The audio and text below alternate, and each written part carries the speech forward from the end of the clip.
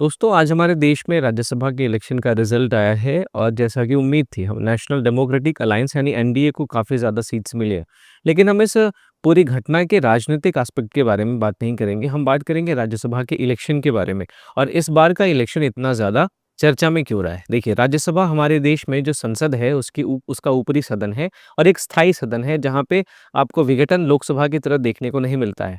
राज्यसभा का कोई भी कार्यकाल नहीं होता, इसके सदस्यों का कार्यकाल 6 साल का होता है, जो कि रिप्रेजेंटेशन ऑफ पीपल एक्ट में लिखा हुआ है, ये संविधान में नहीं लिखा हुआ है, ठीक है?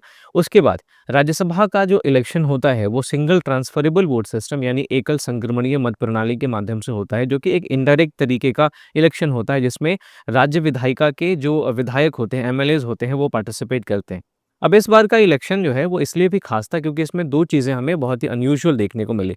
इसमें इस इलेक्शन में राज्यसभा के बहुत सारे जो माफ़ कीजिएगा जो कांग्रेस के बहुत सारे विधायक थे, उन्होंने एक तो क्या किया कि वो गायब हो गए। कहने का मतलब बिहार में जब इलेक्शन था तो उन्होंने अपना फ़ोन-वोन ऑफ कर लिया और फिर वो दूसरी जगह चले गए, वो वोट करने के लिए आए ही नहीं। और दूसरी चीज़ कि इस बार के राज्यसभा इलेक्शन में हमें क्रॉस वोटिंग काफ़ी ज़्यादा देखने को मिले।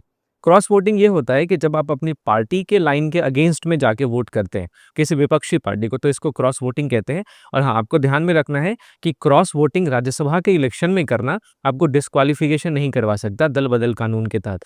दरअसल हमारे देश में जो क्रॉस वोटिंग है और राज्यसभा चूँकि इलेक्शन जो है वो इनडायरेक्ट होता है, इसमें ओपन बैलेट सिस्टम होता है, तो इसकी वजह से आप देखें तो जो इस क्रॉस वोटिंग के लिए किसी को भी डिस्क्वालीफाई घोषित नहीं किया जा सकता। हालाँकि जो पार्टी है वो उस पे उस विधायक पे डिसिप्लिनरी एक्शन ले सकती है।